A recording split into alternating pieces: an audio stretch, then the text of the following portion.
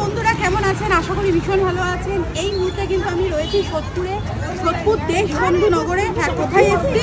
আজকে এসছি আমার ভাইয়ের দোকান দেবনীলের কাছে। ভাই কেমন আছিস বল? খুব ভালো আছি দিদি, তুমি কেমন আছো বলো? আমিও ভালো আছি। আর এতদিন বাদে দিদি এসছে, আমি খুব খুশি হয়েছি। দিদি এসছে আর একজন দাদাও এসছে, তো আমি খুব খুশি হয়েছি যে দিদিরা এসছে, কেননা আমিও একটু দোকানটা খুব প্রবলেমের মধ্যে চলছিল। আর দিদিকে বলার সঙ্গে সঙ্গে দিদি এসছে। অনেককেই বলা হয়েছে, এখনও সেরকমভাবে সেরকম আসেনি সবাই। তো আমি চাই দিদির ভিডিওটা থেকে তোমরা সবাই আসো, এসে আমার দোকানে আবার ঘুগনি খাও। আমি চাই আমি যেরকম আগে ছিলাম ওরকম জায়গাটা আবার তোমরাই তৈরি করে দিতে পারবে। তো সাপোর্ট প্লিজ। আচ্ছা বল, এখন কি করছিস তুই?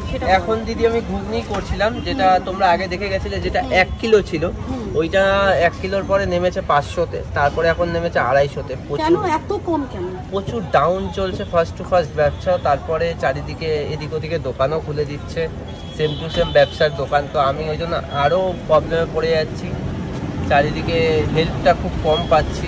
এখন এই পরিস্থিতি কেন? হট করে এককালে তোকে সবাই চিনতো, তুই শুনি ভাইরাল একটা ফেস, তোর ফেস ভ্যালু রয়েছে তোর, এখন কেন এরকম পরিস্থিতি? আমি দিদি বুঝতে পারছি না যে আমি এখন হয়তো অনেকের কাছে অজানা হয়ে গেছি, অনেকের কাছে খারাপও হয়ে গেছি, বুঝতে পারছি না।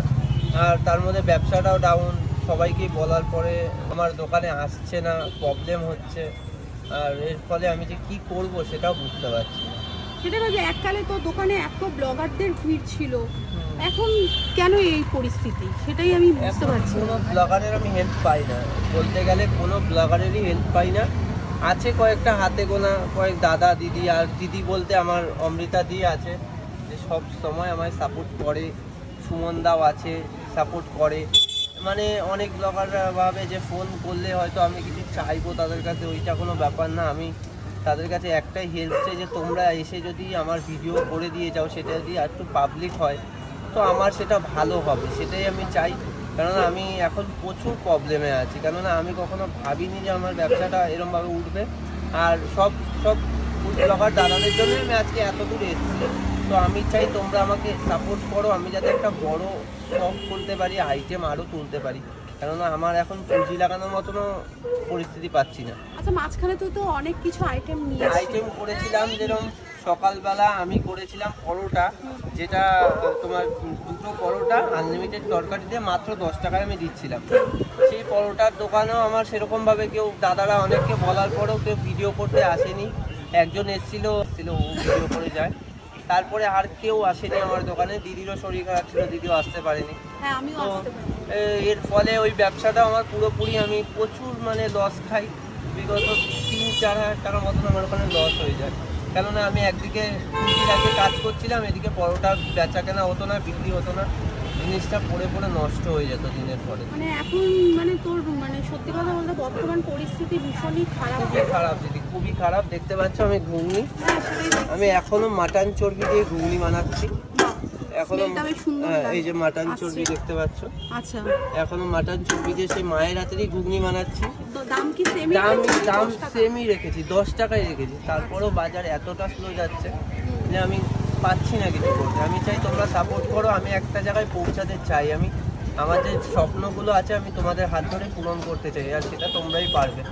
দর্শকদের কিছু বলতে চাস? দর্শকদের এটাই বলতে চাই যে তোমরা আমাকে সাপোর্ট করো, এই সাপোর্ট চাই আমার। তোমাদের কাছে সেরকম কিছু না, খালি সাপোর্টটা চাই, যে তোমরা আমার ভিডিও শেয়ার করো, আমার দোকানে আসো, 10 টাকার ঘুগনি খাও, যাতে পরবর্তীকালে আমি আরও নতুন নতুন আইটেম তুলতে পারি, সেগুলো কম দামে রাখতে পারবো।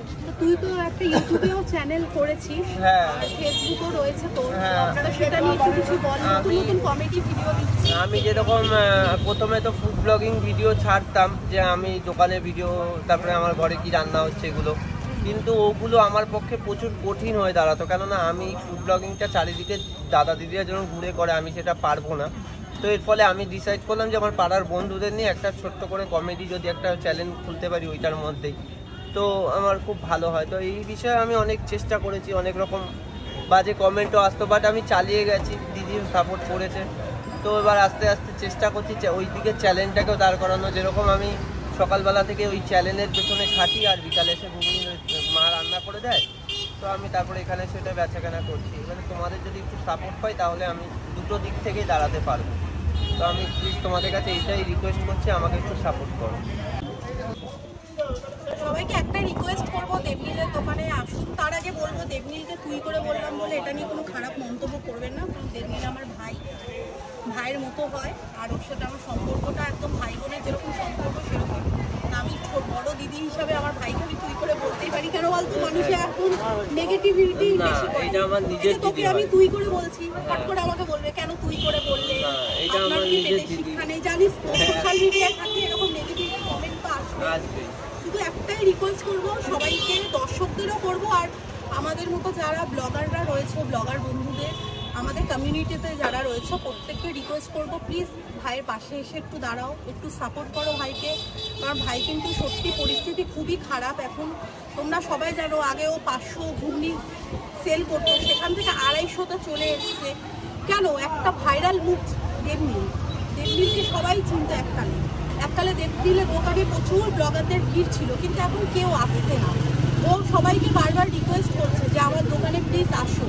ও কিন্তু টাকা পয়সা চাইছে না, ও শুধু বলছে আমার দোকানে একবার আসো, আমাকে সাপোর্ট করো। কিন্তু জানি না কেন আজকে দেবনীলের দোকানে এত ফাঁকা, কিসের জন্য? যেই দোকানে এককালে দমদমা ভিড় ছিল কি ভাই, তাই তো? এখন কেন ফাঁকা থাকবে? যেরকম মানুষকে আপনারা তুলেছেন, প্লিজ সবাইকে এটাই রিকোয়েস্ট করবো হাত জোর করে, ব্লগার যারা বড় দাদারা রয়েছে, দিদিরা রয়েছে, প্লিজ তারা আসো, দেবনীলকে একটু সাপোর্ট করো। এটাই রিকোয়েস্ট, যাতে ও একটু এগিয়ে যেতে পারে। কারণ পরিস্থিতি সবার সমান থাকে না, আপ অ্যান্ড ডাউন তো ব্যবসার মধ্যে থাকেই ভাই, সেটা তুইও জানিস।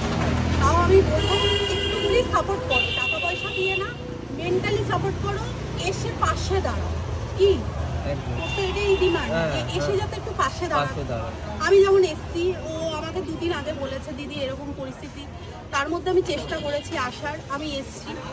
আমার মতো প্লিজ রিকোয়েস্ট করছি তোমরাও আসো, একবার ভাইকে সাপোর্ট করো, আবার ভাইকে একটু এগিয়ে যেতে সাহায্য করো। এটাই বলবো, আর কিছু বলার নেই। আর ভিডিওটা যদি ভালো লাগে শেয়ার করো, লাইক কমেন্টের কথা আমি বলবো না, শেয়ার করলেই হবে। আজকে ভিডিওটা জাস্ট শেয়ারের জন্য এসছি আমি, প্লিজ শেয়ার করো যাতে দেবনীল একটা জায়গায় পৌঁছাতে।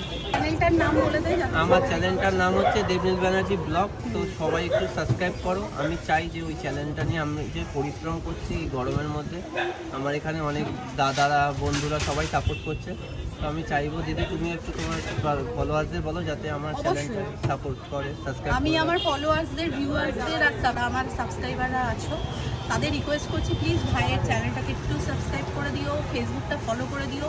খুব ভালো ব্লগ করছে, ফানি, দেখে তোমাদের খুব ভালো লাগবে। এখন কিন্তু ভাই ফানি ভিডিও দেখাচ্ছে, আশা করি এন্টারটেনমেন্ট পাবে। প্লিজ চ্যানেলটা ফলো করে দিও।